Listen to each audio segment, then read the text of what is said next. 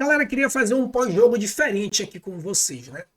Já que a gente, infelizmente, já está praticamente rebaixado, né? Claro, a gente como torcedor vai sempre se apegar na emoção, né? Só que a gente tem que lembrar que isso é um esporte. A gente vai estar apegado à emoção, sempre o milagre, né? A cada rodada o milagre ele só aumenta. Não, só um milagre. Aí passa a próxima rodada, só um milagre de novo. E ele só aumenta.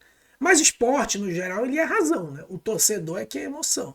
Então conta aqui planejamento, jogador bom, seriedade, tudo que a gente não teve em 25 e também não teve em 24, tá? Só para lembrar. E aí eu fico pensando, né, uma ideia que me surgiu à cabeça. Será que a gente não poderia começar a pensar no futuro do Paysandu? E por que eu digo isso? Porque no geral, galera, isso não é só o Paysandu, os clubes do Norte e Nordeste e até alguns clubes do Sudeste. A prática é essa, é o quê? Tá numa B, aí briga, daqui a pouco cai para C, aí a gente vai para C, vamos subir para PAN. E o Paysandu?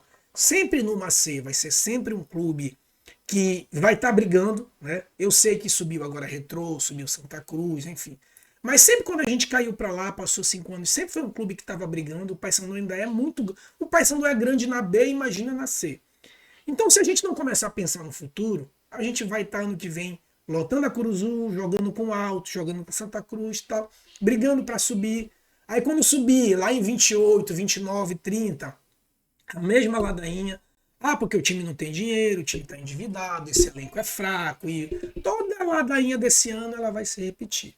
Será que de repente não seria interessante a gente já em 25 dizer, olha galera, já caímos, né? Então vamos logo fazer o planejamento de 26, negocia com jogadores caros, né? Afinal, tem mais 3 meses de salário. Pega os jogadores de salário caro, diz, galera, ó, a gente vai começar o planejamento de 26. É interessante para vocês também não ser cobrado pela torcida, então vamos rescindir o contrato aqui, te dou uma parte ali, poupa os salários. Já começa a fazer a transição, colocar 2, 3 garotos da base. Pega essa galera que veio contratado da Série C, já começa a treinar.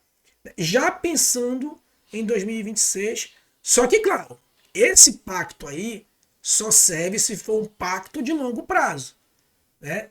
Um pacto para ir sanando dívida, pensar em 26, terminar o CT, para daqui a uns 3 anos a gente tá grandão.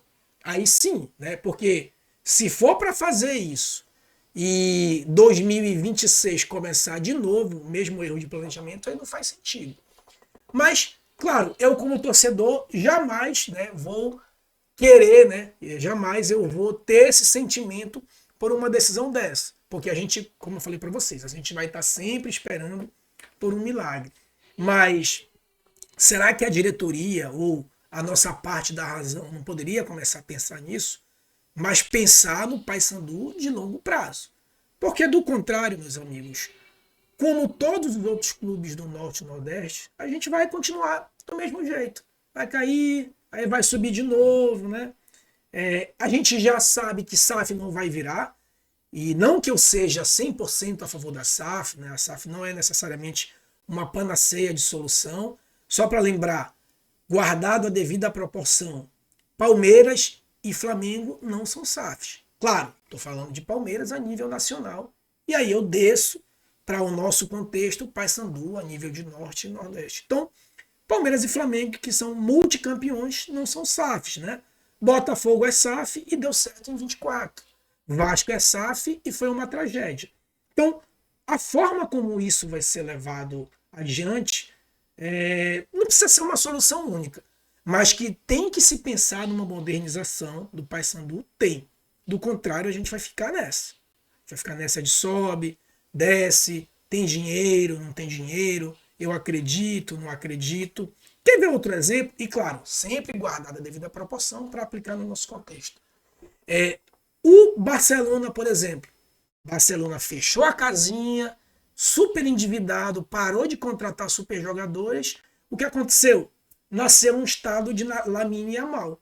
Lamine Yamal está garantindo o pagamento de diversas dívidas para o Barcelona e está fazendo com que o Barcelona comece a voltar a brigar com alguma coisa. Isso o Barcelona numa escala mundial. Agora traz isso para uma escala regional e quem sabe tentar ali figurar na parte da metade da tabela a nível nacional. E se a gente começar a fechar a casinha, né? Começar a pensar num Paysandu a longo prazo e revela 2 moleques da base aí, como foi, por exemplo, o Mirassol, que fez com que modernizasse o seu CT ao vender um jogador, né? É algo a se pensar. Do contrário, o Paysandu não acaba em 2025. Né? O virtual rebaixamento do Paysandu não vai fazer o Paysandu acabar em 25. Isso é comum em todos os clubes do Norte e Nordeste. Náutico, Sport até que não cai para si, né? Náutico, Santa Cruz, Paysandu, Remo então nem se fale, né? Então, Ceará, Fortaleza, que agora está na A, né? E se modernizou, e olha aí o Fortaleza. Então, se a gente não pensar nisso, né? E talvez essa seja a oportunidade agora, a gente vai estar ano que vem de novo lotando a Curuzu e a ladainha vai se repetir. Mas quero ouvir aí a tua opinião. O que é que tu acha?